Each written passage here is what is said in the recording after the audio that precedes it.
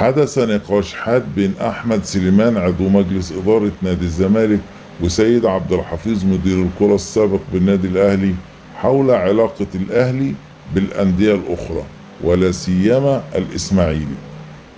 وقال أحمد سليمان: الأهلي دايما لديه مشاكل مع عدد من الأندية المصرية منها المصري البورسعيدي والإسماعيلي، وهو ما اعترض عليه بشدة سيد عبد الحفيظ على الفور وأكد: لا، هذه معلومات خاطئة.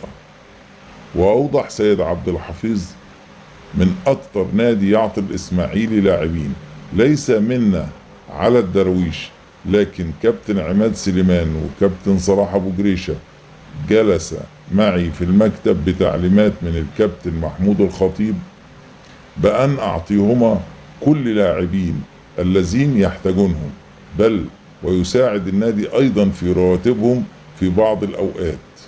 وتابع: بكم اشترى الأهلي عمر الساعي من الإسماعيلي؟ ب50 مليون جنيه. هل يستحق هذا المبلغ؟ الأهلي كان بيساعد الإسماعيلي. وجهة نظري الشخصية إنه ممكن يكون لاعب جيد، لكن لا يساوي هذا المبلغ الضخم.